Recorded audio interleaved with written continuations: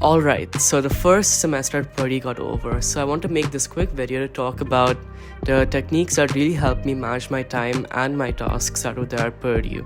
There are only 4, so let's jump right into it. So, the first technique, that is the Pomodora Technique. Now, the idea behind it is that you have a set interval to do a particular task, like all of the beams dropping like this. For me, that was 25 minutes. After every 25 minutes, I take a 5-minute break. And in that 5-minute break, I could do anything that I wanted, which was not related to studies. That could be like watching a video or going out to get water, stuff like that. And then after taking that break, restart the timer and start working for 25 minutes again. Now, ideally, you'd be doing this throughout the whole study session. You'd be doing these 25-minute intervals, 5-minute, that kind of thing, for like 2-3 hours at a row. That's the advantage of it, because you're taking so many breaks in between, you can do it for longer periods of time. But that's where I kind of differ sometimes.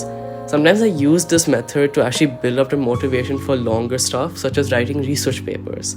You can't often keep doing 25 minutes on and off because you might lose an idea in between. So what I do instead is I use this technique to kind of build up the motivation, because I build up this idea of the reward in my mind of that 5-minute break or that 10-minute break if I do like 3 of them in a row. So basically what happens is that over time, then I can start doing longer sessions at a row without losing focus. So that's what I use the Pomodora Technique for, building up the motivation for longer sessions.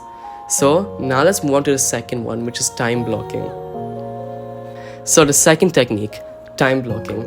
So time blocking is basically the idea where you create specific times on your calendar to do specific tasks. Like for me, I use Apple Calendar, Google Calendar works too. You don't need like any fancy calendar like Fantastical and all that kind of stuff. You can if you want to, but you don't need to.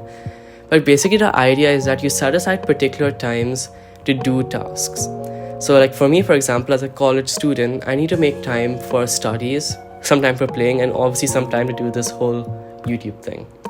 So basically, on the calendar, I'll be setting aside time to do all of this stuff.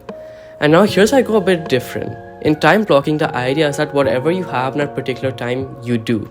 Like if you have set aside time to do CS 180 revision, you'll be doing just that in that period of time. And that's where I go slightly different. So what I do instead is, that time that I set aside acts like a guideline. Like if I have nothing else to do, I'll do what it says on the calendar. But if I know I have to do something else that's a bit more important or I'm struggling with, I'll choose to do that instead. So basically, time blocking for me is like I'm just blocking out time to do productive work, but not necessarily what I've said in that productive block. Like for example, in college, once I was struggling with a concept in Calc 2, but not in CS 180. So rather than revising CS 180, I rather revise Calc 2 in that time period. So by giving this flexibility, you basically set aside time to do productive work, but you've not strictly defined what that productive work is. So it gives you some freedom to choose what you want to do and make the best use of your time. So that's a second technique that I use, time blocking using Apple Calendar. And now the third, which is my favorite technique, which is active recall. So let's talk about that. Okay, so the third technique that I use is active recall. So active recall's idea is you basically have a set of questions and then you have a set of answers. And what you do is you go through all of your questions every time that you revise, and then you answer them and compare it to the answer that you wrote. And basically the idea is that by doing this, you're actively engaging your memory, and due to that, you'll be able to remember information for a longer period of time. Now, how do I do this? So I use Notion for this. I think I made a video for this. If I have, I'll link it up here.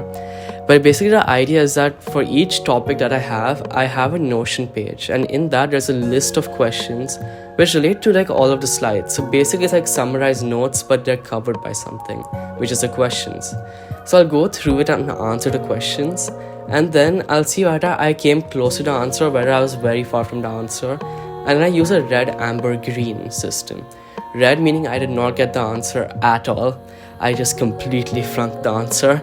Amber means I was like there, and green means that I got it all correct.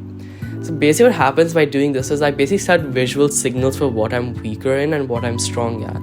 And due to this, whenever I go over that same page again, I know what stuff I should revise a bit more and what stuff I need to revise a bit less. And basically over time you start getting like green on everything and your memory is more complete in a sense.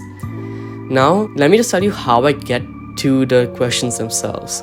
So in class, I use an iPad to take notes. I don't want to carry around physical notebooks anymore. Those things are heavy.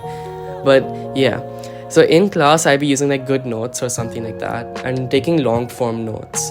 And sometimes the professors, they also upload their slides like for CS 180. So I oftentimes take a bit shorter notes in CS 180 and stuff like that. So basically what happens is after the class, and I review the slides and my notes as well, and then create the questions for things that I think are important to remember and also the answers. And I keep reviewing them periodically so that I can keep remembering that information so that I have it like, up here. And hopefully it stays up here too. That's the important thing. But yeah, so that's exactly how I use active recall, and I use Notion. You can obviously use apps like Anki, Craft, Capacities. I think Obsidian too if you use some plugins. But yeah, so that's the third technique that I use, which is active recall. Now let's move to the fourth and last one, which is how I manage my tasks. And I use Todoist for that, so let's get into that. Alright, so the fourth and final one is how I manage my tasks. I didn't have anything to hold in my hand, but yeah, just deal with this. But yeah, so my fourth and final thing that I use is Todoist, which is to manage my tasks. Now, to be honest, I did start using Todoist like halfway through the semester because I kind of forgot about it and then rediscovered it, and I was like, whoa. But yeah, so Todoist basically has this idea of projects. Projects is kind of just the same idea like buckets of tasks. So for me, I just use a free plan, so that means I get 3 projects. So I have personal, Purdue, and then YouTube like lined up like that. So on personal, just like a long list of things like buying things and stuff like that, like from Target, shopping list, that kind of stuff. Then in Purdue, I use a Kanban view. The Kanban view is basically like a column-wise view of specific tags. Like for me, I have each tag being like CS 180, Math 162. They're just course numbers, so basically just like each course is just on the top, and then below that are all of the tasks. And then YouTube has the same idea, except then that becomes like newsletter, posts, thumbnails, editing, stuff like that. So basically the idea is that the reason why I used Todoist is one, because cross-platform and it's free and it gives you tons of features in the free thing itself. And I also just like the GUI, like everyone likes a nice GUI. But another reason is because of just subtasks thing. Like I'm not sure if other apps have that too, but I just like the way that Todoist implemented it. So basically the idea is that you can click onto a task and add subtasks in it. Now the reason why I like this. So like for example in CS 180, rather than putting like revise servers, revise networks, revise this, revise that in a long list which looks very demanding when you look at it, I can just have revise what happened this week in CS. And when I click on it, I can add subtasks like revise networks, revise complex GUI, revise simple GUI, stuff like that. And it also shows up like a nice little toggle at the bottom too, like 3 out of 4, 2 out of 4, telling you how many subtasks you've completed too. But I think the place where it helped me the most was in research papers. I'll tell you why.